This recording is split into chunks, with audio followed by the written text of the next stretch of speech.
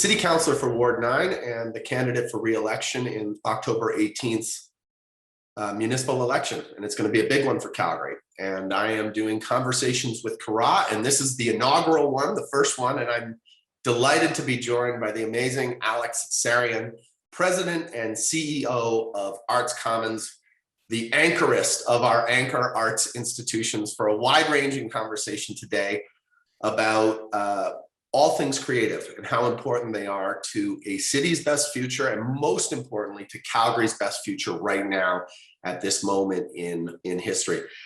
Before I begin and sort of Alex and I start going back and forth, I want to do a land acknowledgement. And I want to sort of talk about why, as politicians and as civic leaders, land acknowledgements are important. And for me, what we're doing, I guess what we're doing, I think in a sort of more accessible language, is challenging and reinterpreting our history as a city. What we are doing in more challenging, provocative language is we are decolonizing Canada and the Project of Calgary. And what we're saying is that the project of building community on this land that we share together did not start 130, 140 years ago with the arrival of Euro-Canadians and settling and colonialism. It started in time immemorial with the first people of this country, our Indigenous relations, and specifically in Treaty 7, the Blackfoot people, the Niitsitapi, the Stoney Nakoda, the Yaye Nakoda, and the Tsuut'ina people, who since time immemorial, literally thousands of years, have been sharing this land and building community together and apart and making things work. And then, of course, with the Métis, with their long history on this land, and now with urban Aboriginals from across North America, Euro-Canadians and Canadians from all over the world. And what we're saying is that this is not a colonial project. This is a deeply rooted in the history of this land project of humans, different humans coming together and building community together. That's what I think of a land acknowledgement. I think the first thing I'm going to do, Alex, is say, what do you think of, as a relatively new Calgarian, as a member of Treaty 7, what do you think of land acknowledgements, and how does that fit into your work? Well, first of all, Councillor Carra, thank you for having me and for hosting these conversations. I love your mug, by the way. But to answer your question, I think it's been fascinating to learn about the history of Canada and understanding that we can, as a newcomer to Calgary, as a newcomer to Canada, even though I was born here but spent most of my life living abroad, I find that for me and my family, it's about balancing this sense of feeling grateful to be here, acknowledging the incredible opportunities that exist and how special Canada is, while also acknowledging that our past is offering a lot of opportunity for insight and reflection, and how do we not, and I think the popular discourse is to say, well, we're either going to celebrate and have fireworks, or we're going to cancel whatever that means. And I think we need to be okay with human beings as living with that ambiguity, that we can hold space for both the celebration and the hope of what we can become, but also acknowledging that there are parts of our history that are incredibly troublesome, very difficult to accept, but we need to learn about them in order to pull through it, and if we're going to do it together as a community. So I see those two things being the different sides of the same coin in terms of what it means to be Canadian, and sometimes what it means to be Canadian is grappling with a past that we're not proud of. And I think we owe it to ourselves to lean into that together if we're going to come out of this a stronger community. How did you spend Canada Day, Alex, which was just yesterday? I did, and it was interesting. I finally, I don't own a lot of orange in my wardrobe, but now I do. And I actually went to the Glenbow Museum for the very first time, and which seems crazy to me, having been here for a year, and that, you know, as the city reopens, that was my first visit, and you know, the air conditioning worked beautifully, which is good. but more so it's the work and how the Glenbow is presenting this history in a way that is artistically engaging and quite stunning, but also is presenting us with a reality that's forcing us to ask questions. So when, I'd never seen Ken Monkman's work in person before, and it was just stunning to just sit there and take it in. There's also a breathtaking map when you walk into their second floor of the history of Stampede through the lens of different Indigenous communities. And as somebody that's new to the Stampede culture as well, to have these two worlds come together and say we can coexist, it just means telling a slightly different story and a more nuanced story. Is this the map on the hide? Yeah. Yeah, it's a stunning piece. Yeah. So I encourage everybody to, first of all, I encourage everybody to lean into that reflective journey. And interestingly enough, the arts are meant for that. So if you can do it with loved ones, with community peers, but if you can also do it through the arts, it creates a much more, I think, productive and enjoyable journey, if we can even call it that. So just sort of like a ridiculous, provocative sidebar. You're the Arts Commons. You went to the Glenbow. Are you guys like not sworn enemies, or are you guys like collaborators in the same project here? It's interesting to me. Like Calgary has two. I mean, and this is what I love about Calgary. It has this neighborhood feel, but also being this cosmopolitan, worldwide city. And sometimes you get conversations that speak to the grandness that is Calgary, and sometimes you have conversations that speak to the smaller, more intimate sort of, and to me, the narrative that Arts Commons and Glenbow need to be at odds with each other is mind-boggling. I mean, first of all, if Calgary is wonderful as I think it is and as it wants to be, then we can afford to have two world-class institutions living across the street from each other. This is not a competition. This is not, when we talk about Glenbow and the renovations and the visions that they're going through, and when we talk about Arts Commons transformation, we talk about it through the lens of what's best for Calgary. And that's not, and what Nicholas Bell and I have spoken about now repeatedly is you can't shrink your way out of a problem. And that's true for a person, for an institution, for a collective. And if we're going to see this through, we got to see it through together. And Calgary is great enough and big enough and wonderful enough to have these institutions and Contemporary Calgary and all these other wonderful arts organizations, not just for the benefit of Calgarians, but for the benefit of folks that are falling in love with Calgary for the first time, like myself and my family, in particular at a time when we're going through this like identity crisis. So I just think it's such an amazing opportunity to have an organization like Glenbow right across the street. Well, Nicholas Bell, like you, is a former Canadian who has come home and is putting down roots in this city. And I'm sort of a similar story. I'm a born and raised New Yorker. My mom was a Calgarian, and I've chosen to live here. And I love the energy, and we're going to get into that. I love your statement that you can't shrink your way out of a problem. I think we're going to be coming back to that over the next hour a couple of times. But what I want to talk to you right now about is, how do you fall in love with the city when you show up here just as a global pandemic locks down? Like, I have a very clear recollection of the last in-person meeting I did, and I was recovering from like surgery in my arm at the time. And I was feeling a little wonky, and I walked in because we were making a major step with Arts Commons. We had the Arts Commons committee. All of the board was there, and this brand new CEO was there. And I think you had a crazy border crossing. Set that stage for me from your perspective, because that was my last in-person meeting before we locked down. Yeah. So really long story short, I fell in love with Arts Commons in Calgary during the interview process, which was pre-COVID. And when we had made the decision to leave New York, the first thing that comes to mind is, okay, where in the world are we going to go? We love to travel. I've traveled for work. And, our first response with my wife was, we're going to move to Barcelona. We're going to move to Tokyo. We're going to move to Berlin. And I was like, well, let's slow down. That's not how life works. There needs to be a job. And so what we did instead is we created a checklist and said, what are elements and qualities of cities that we love that are non-negotiables for us?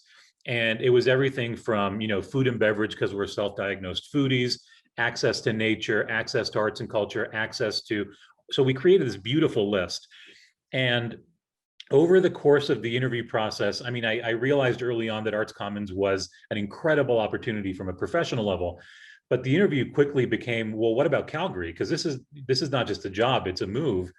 And the more we learned about Calgary, the more we met Calgarians, we literally started checking off every box on that list. And so as excited as we were about the opportunity at Arts Commons, I think it's safe to say we were more excited about what awaited for us in Calgary and how these two stories came together. And so I accepted the job pre-COVID. And my wife, who's a middle school drama teacher, we had to wait for her to see the school year through. And right as we were transitioning, COVID hit, and we had planned, we were going to fly to Calgary, we were going to have movers. We quickly realized that was not going to work, so we rented an RV. We threw our 2 dogs in the back of the RV, and we drove 5 days across North America, which was a poetic way of saying goodbye to the US. And it was also a beautiful journey that resulted in us landing in Calgary. And so it's this very special move and this very special transition that was, I think, made even more beautiful by the fact that we drove and literally before we even stopped in Inglewood, which is where we live, and this is after like a 12-hour drive, we said, let's drive up to the door of Arts Commons. Before we get to the house, before we do anything, let's just drive to Arts Commons, because that's why we got here. And so it's been really wonderful. And I've said it before, I think crises reveal who people are. Some people say that crisis builds character. I think it reveals it. And Calgary has revealed itself to us Calgarians are so kind, so generous.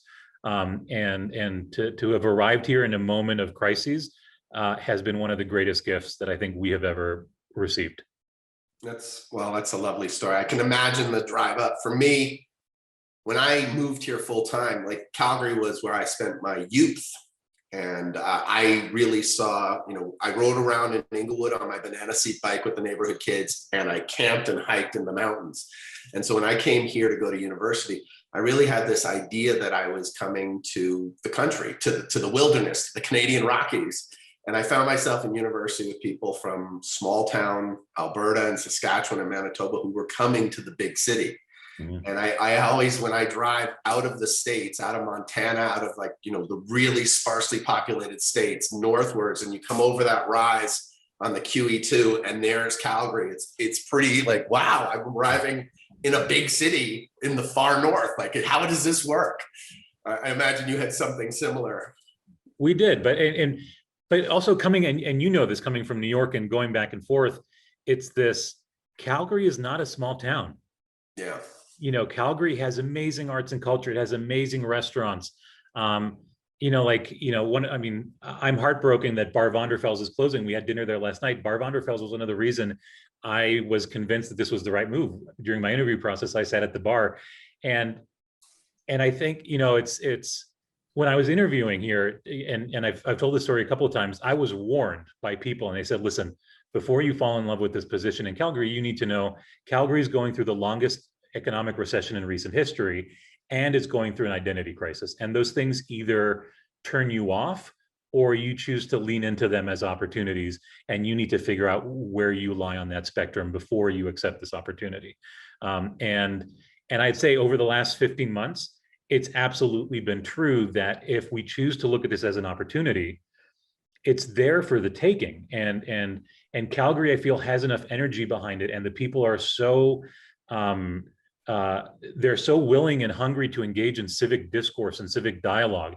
And sometimes that's uncomfortable, but that's what it takes to really see this through. And if we choose to see it as an opportunity, then we're going to come out of this.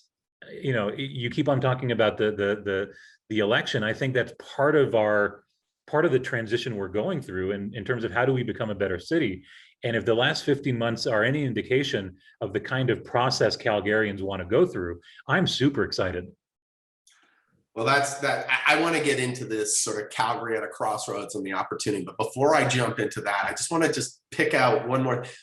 Why does Alex Sarian look at this identity crisis, this moment in history where we could rise or fall depending on the choices we make? and say, I'm all in on Calgary. Give me a little bit of your background and how that played into, like, you came super highly recommended. You were a dream candidate, and it was really more about selling the city on you. Tell us a little bit about yourself and why you would step to this as a challenge. And I'll answer that question by integrating it into Calgary, because it's there. Those two things are intertwined. So I spent the last 7 years at Lincoln Center for the Performing Arts, the last 20 years in New York. And for those of you that have been to Lincoln Center or have heard of Lincoln Center, and I know that you graduated high school right behind it at LaGuardia. Lincoln Center has a reputation for being elitist. It has a reputation for being unwelcoming. It has a reputation for being exclusive. And while that reputation has been earned over the past 40 years, my job at Lincoln Center since 2013 was really about breaking down the barriers of cultural participation. And what that meant is, first of all, is understanding what is the barrier. Is it a geographic barrier? Is it a financial barrier? To me, the most interesting barrier is the perceived barrier, meaning that perception that I don't belong there or that doesn't belong to me. And my job consisted of in breaking down those barriers so that New Yorkers from all across the 5 boroughs understood that this beautiful place belonged to them. And one of the things that I'm most proud of is that by the end of those 7 years, if you were to look at a heat map of New York City, Lincoln Center had relationships with each one of the 51 council member districts of the 5 boroughs. And that, to me, starts telling a story about how, if an arts organization is going to be successful, it needs to constantly be questioning its relevance. It needs to be constantly be questioning its commitment to accessibility. And it needs to be constantly asking the question, what is my impact on the city? And how am I letting a city impact itself on me? And so this idea that we're in constant dialogue with the communities that surround us. And I was lucky enough at Lincoln Center not just to do the work in New York, but also to oversee international consulting. So we had a lot of clients around the world that saw what we were doing in New York and wanted to do it in Shanghai or in Madrid or in Chile. And the first thing I learned is that what works in New York is not going to work in Shanghai. What works in New York is not going to work in Calgary. But there are certain questions that you can start asking that start chipping away at the realities of, well, why is this happening? And why isn't that other thing happening? And even though the questions are not the same, even though the answers are not the same, it's the question that leads to really interesting learnings. So this goes back to your question, which is why am I excited about this crossroads? Is because I like to think that whoever Calgary is going to become, or whoever Calgary wants to become, the arts have a role to play in that conversation. That the arts have a role to play in bringing people together that have different opinions, that have different perspectives, that have different viewpoints. And that it's when you create those conditions and bring people together that you can work through the difference of opinion, celebrate the difference of opinion, and see the forest through the trees of how we're better together. And so it's not so much that I want, and this, I might get in trouble for saying this, it's not so much that I want Calgary to be the arts city. I want Calgary to become whoever it's going to become, because it's leaned into the arts as a way for civic dialogue and as a way for civic discourse, because that's what the arts are meant to do. The arts are not meant to be, and I'm on this, I clearly get excited, but in every major market around the world, the arts have become a luxury good that are overconsumed by too few people. And that goes against everything the arts are meant to do for society. And when you have a place like Calgary and a place like Arts Commons and a place like the Glenbow and other incredible institutions, we have a responsibility to not be for the privileged few, but actually for the many, because if we have a responsibility that's greater than just being an art center, it's being a destination for civic dialogue, and we need to lean into that civic responsibility. So when you look at a city that's at a crossroads, when you look at a city that's going into a municipal election, that our civic responsibilities need to be a part of that evolution. Otherwise, we continue reinforcing the fact that the arts are just this luxury good that people pay way too much money to attend. So the rebranding of Calgary's sort of civic arts center as the Arts Commons preceded you. I mean, as a matter of fact, they sort of, but you're absolutely sort of like proselytizing that idea right there. Was that, I guess, talk to me about the Arts Commons encapsulates what you just said. And was that part of the appeal for you to come here? Is the challenge of taking that promise in the name and making it so? And how do you propose to do that? So it's interesting, and then I'll flip the question onto you. But you know, the campaign for the longest time has been called the Arts Commons Transformation, and we keep on talking about this transformation as physical and a campaign and this shiny new building, and you know, and my team would you know, they would give me a dirty look if they heard me say this right now. But like, anybody can build a building, anybody can have a shiny new thing. The question to me becomes, how is this new facility, whether it's the expansion or the renovation of our current one, how is that facility going to manifest a transformation that is happening philosophically, that is happening emotionally, that is happening within the DNA of who Arts Commons is? So in fact, that transformation is not, we're not going to wait until 2023, 2024 until we break ground. That transformation starts today. And that's the part of it that I'm super excited about. And that means completely reevaluating our relationship with our resident companies. And that's something that I learned about Lincoln Center. Lincoln Center, 11 organizations share a 16-acre campus. Well, at Arts Commons, there are 6 organizations that share this 560,000 square foot facility and over 200 community groups. We're stronger together. And the fact that we are designed to be stewards of this ecosystem means that we have the ability to talk about collective impact, whether that's social impact, economic impact, you name it. We're uniquely positioned to tell a much bigger story. So our relationship with the resident companies and the community groups that benefit from this facility. The second one is our relationship to the Indigenous community and communities that have been historically excluded from the downtown art scene. You're going to see a lot about Arts Commons in the next few months about how, as we reopen, we're going to reopen slightly differently, philosophically and programmatically. And then the third one is our relationship to digital technology. So these are questions, massive questions, that we don't have to wait for an architect to answer. We can start chipping away at right now. And the good news is, as we move into design, we're going to start designing something that is reflective of the organization we want to become, as opposed to just the shiny new building that nobody cares about. And I will say this, I've always looked towards libraries as being institutions that have been forced to redefine themselves and their value to society. And one of the reasons I fell in love with Calgary during the interview process is because of our downtown library.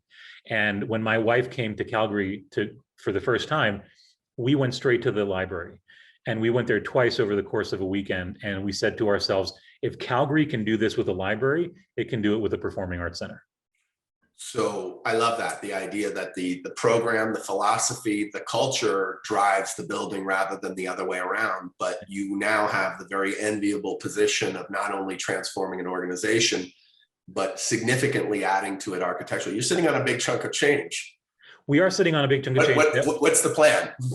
So the plan, I mean, first of all, incredible gratitude to City Council. So we're sitting on $240 million of a $450 million, which is incredible. And one of the things that's so beautiful about that is $240 million completely from public funding. And I can get into conversations around the balance of public and private and how we're going to be leaning into private sector engagement, but it's the public investment that's allowing us to do it.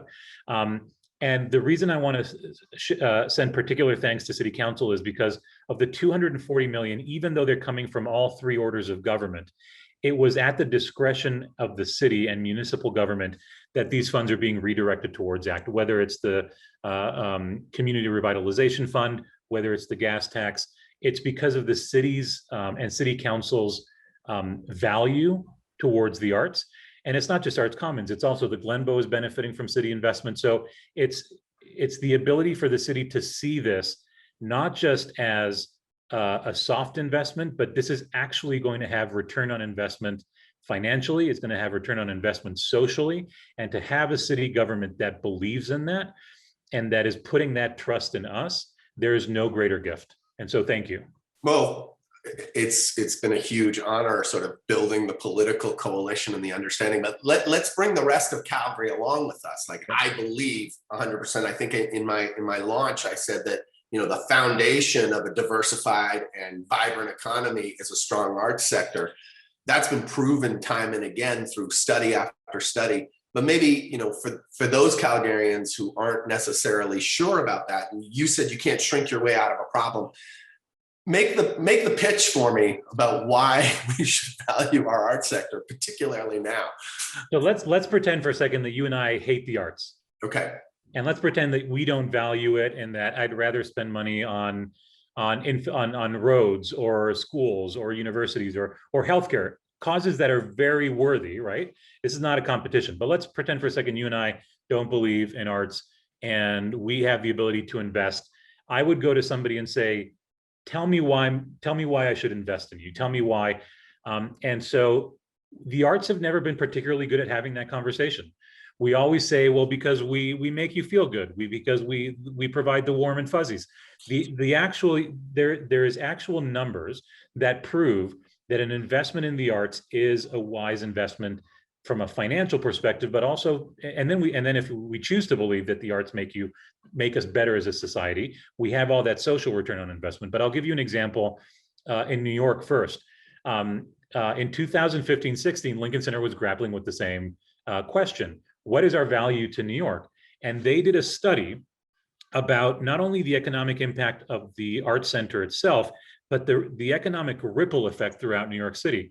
And we were able to find that Lincoln Center as a cultural center has a $2.4 billion economic impact on New York City. That is not just because of the economic activity that takes place when you buy a ticket, when you have dinner, but it's the babysitter, it's the public transportation. So the ripple effect that it generates is massive. And the other thing I will say, which is not unique to New York, the economic ripple effect of arts and culture is bigger within a 10-block radius when an event that people are going to is free. And that seems counterintuitive, and that's why we're going to be leaning into a lot of outdoor free programming. But when you look at Calgary, and I recommend everybody listening go to CADA's website, Calgary Arts Development website, and download the economic impact of arts and culture in Calgary. It's all there. The numbers are there. Yeah, I think in Calgary, it's as of 2016, which was not part of our downturn. I think the bottom of our downturn, $3.8 billion to our economy, 24,000 jobs, and then all of that ripple effect. And one of the ripple effects that really resonates with me is your checklist that you and Eliza had, to figure out, is this a city we want to live in? And I mean, that seems to me like the exact same checklist that CEOs are making, that companies are making, as they're trying to find a stable, great lifestyle for their workforces in an increasingly crazy world. Yeah, well, I mean, on April 26th, when there was the city council meeting that voted for the downtown plan, there was an entrepreneur and a CEO whose name I'm blanking on right now, but he said, listen, if I'm looking at cost of living when deciding where to build my next headquarters, I'm going to build a warehouse in the middle of nowhere because that's as cheap as it gets. But if I'm looking at attracting people because of quality of life, then it's not just a matter of bringing cost of living down, it's a matter of bringing quality of life up.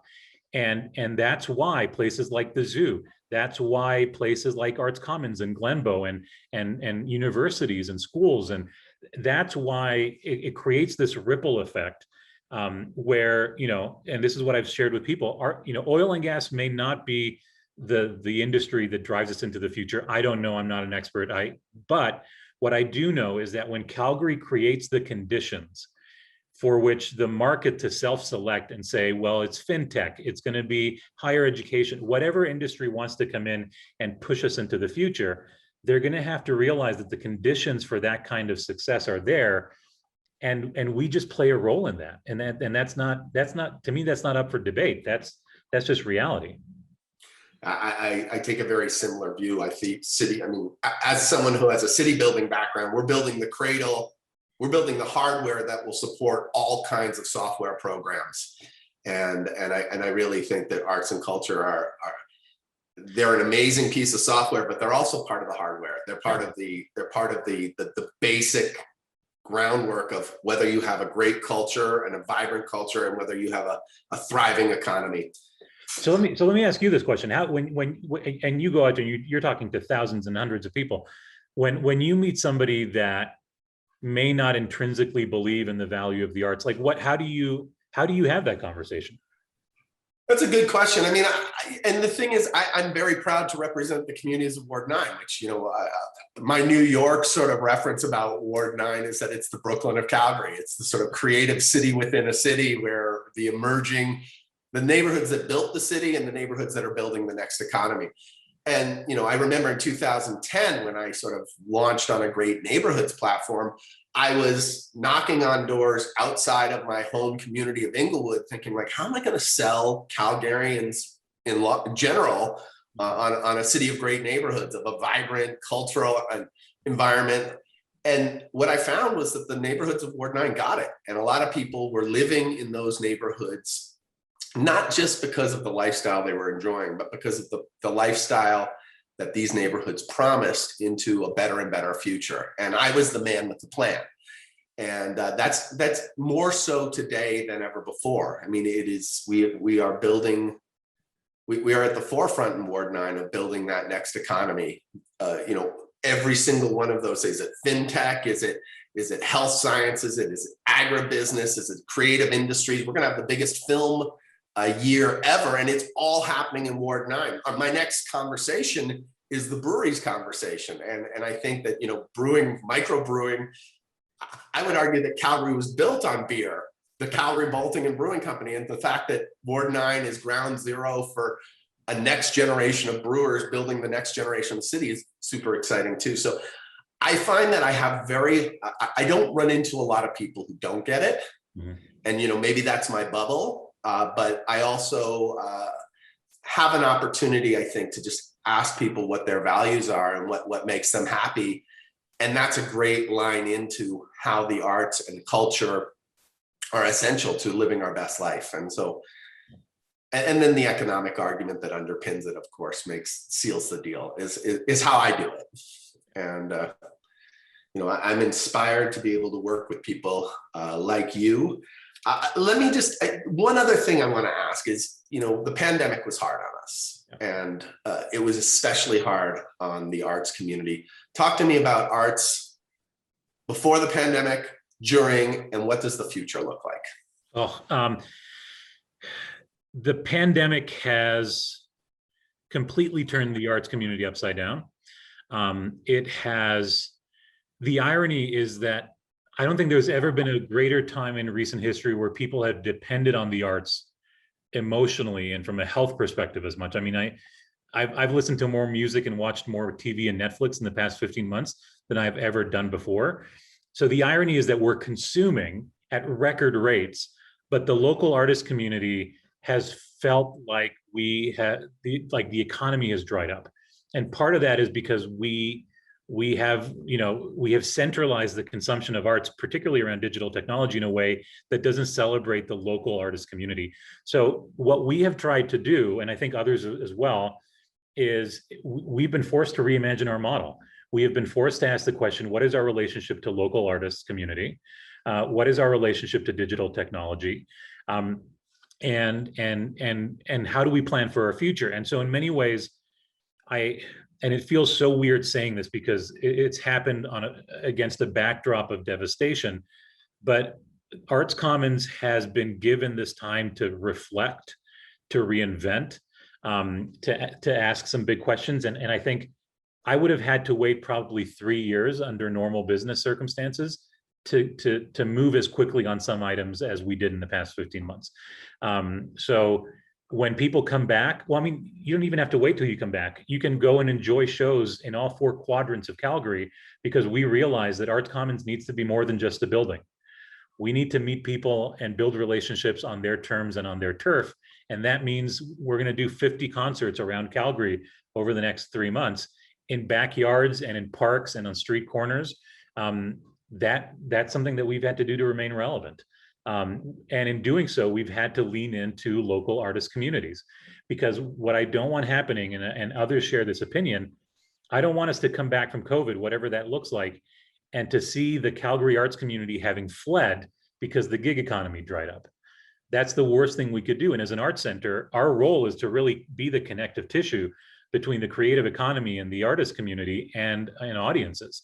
And we've spent so much time worrying about audience development that we can't forget about the people that are actually creating the content and whose work we're supporting to be on our stages. So digital technology has been a huge part of that, keeping artists engaged, and also finding ways about being more intentional about whose artists, what artist stories we're telling.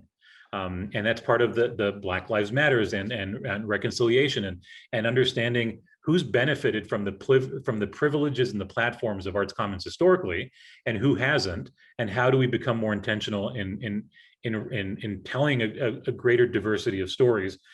So those are things that we've been able to lean into, and then certainly planning for the future through ACT. It has accelerated so much, and we talked about finances, but what I do want to share with anybody listening is we're looking currently at an investment of 240 million, as you know, 160 of which is through city and provincial, right? CRL and MSI. But that investment is going to create, during construction, over $424 million dollars that are going to be contributed to Alberta's GDP during construction alone. So for anybody asking me, what does the past few months look like, and how are we planning for the future? Just from an economic standpoint, we are looking to be part of the engine that revs Calgary back up through the design and construction. But also, once we have this finished product, once we have this finished art center, we are going to be able to contribute at a higher level, because all of a sudden we are becoming a greater destination for economic activity in the downtown core. Great answers. It sort of twigs a number of things for me, and it's sort of come full circle for me, because I spent a lot of, I want to talk about my Canada Day for a moment, because I spent a lot of time in community with Indigenous people, because we're dealing, as you say, holding those two things in our minds, celebrating what we have, but also being extremely critical about how we have to be better. And something I heard a lot yesterday amongst the Indigenous speakers at many events was that, the virus is the medicine. And there's two ways to think about that. There's sort of like the very harsh idea that, humans are a virus on the planet, and the virus is culling us to save the earth. But there's I think a much more nuanced and hopeful and better way to think about it, which is that the virus has forced us to do deep questioning of the status quo, and forced us to innovate in all the ways that you talked about. And so my Canada Day ended yesterday with an Indigenous concert across the street from us here at the Bridgeland Community Hall, and people came out in droves. And they're just the explosion of being able to meet again and listen to live music in a community venue was huge. To celebrate Indigenous artistry was huge. I think that not only are you revving up Calgary's economy, but Calgary's economy is going to want to rev as people want to get out of their homes and back into rubbing shoulders and in community. And I'm super excited by that as well. I'm very hopeful about the future. And like you, I'm a huge booster and believer in this city. And I thank you for everything you've contributed so far in your short time here. And I'm over the moon about what the future holds. Thank you very much. And thank you for all your support of the arts, not just as part of your candidacy, but as part of your legacy that you've been working on for the past several years. Thank you. Well, thank you. And onwards. Onwards always. Thank you, Alex. And I think that concludes our first conversation with Carra. And from my perspective, this is a really good one. I feel like we could keep talking, but we have to give people their day back, and I have to give you your day back. You've got a lot of work to do. Thank you. Thank you.